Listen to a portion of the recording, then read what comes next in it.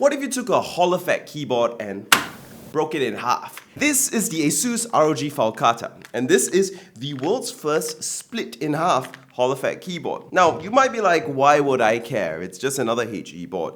Well, a split keyboard is a pretty cool thing because it means you can max out the ergonomics of your setup. Because your hands are usually more natural in a position like this rather than stretched out straight like this, having a split keyboard means you can type in comfort like this at a much more ergonomic and healthy position where your wrists don't have to excessively rotate sideways. On top of that, because this is a split keyboard, you can get rid of the right hand side and just use the left hand side exclusively when gaming, meaning better ergonomics while gaming and more space for you to move your mouse, which is always a good thing. But this is a very pricey keyboard, so it's actually stacked to the brim full of features to kind of justify the price. So should you actually get it? In terms of its typing experience, the ROG HFX V2 switches are really good on here. It also has pre-loop stabs, and out of all the gaming brand keyboards for Hall effect, it's still one of the top 2 or 3 in terms of sound.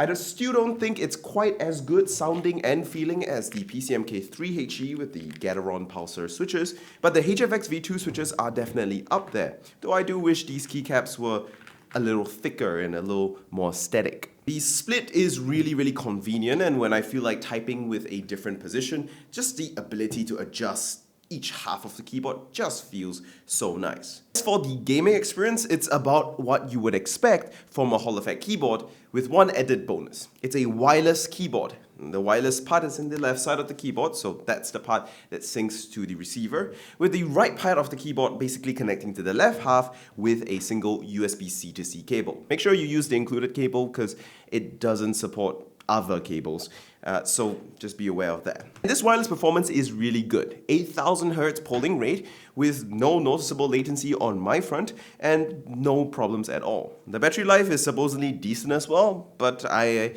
have no idea because I haven't had this keyboard long enough to test it to a point where I need to charge it, which is actually a pretty good indication because I've been kind of using it for about a week. And in gaming, of course, you have all the features you expect. You can turn on and off rapid trigger with a flick of a switch, which is convenient. You get snap tap, adjustable actuation point that goes all the way down to 0.01 millimeters. Rapid trigger that's also very sensitive, definitely more sensitive than a Wu-Tang. As for the split keyboard operation, I have only one singular complaint, which is the fact that you have to use a cable to connect the two halves.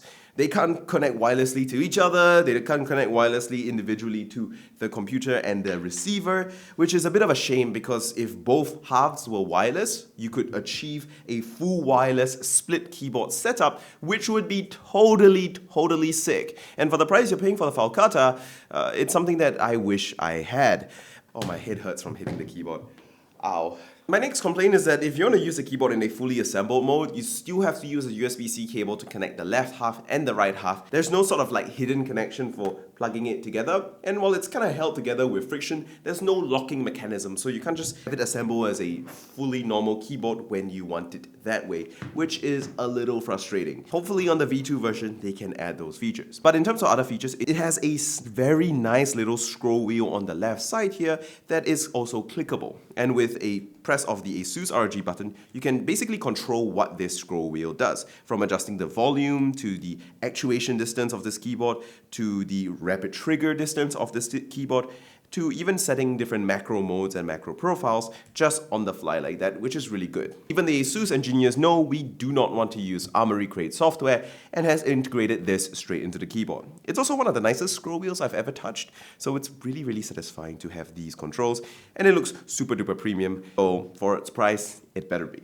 In terms of other ergonomic accessories, there is one key thing, which are these wrist rests. They mount to the bottom of your keyboard and you have to kind of screw them in with the feet, but they're really comfortable to use. And it comes with multiple risers for these screwable feet that allow you to elevate the keyboard in however sort of way you want. You can have the back tilted up, you can have both sides raised, or you can have the front tilted up, depending on what you want, which is very nice for customizability, which it better be because it's so expensive. If you're wondering about how to charge this keyboard, by the way, both sides of this keyboard has its own battery. So to charge the keyboard, you need to connect both halves together and then plug in the left side of the keyboard with a USB-C cable, which is quite a few number of cables, but it's a wireless keyboard, so most of the time you can hide that charging cable if not needed. All in all then, is this keyboard worth the money? Well, with most ASUS products, especially on their high end, it generally is not a particularly great value. But it does have some very unique features that it's first on the market with,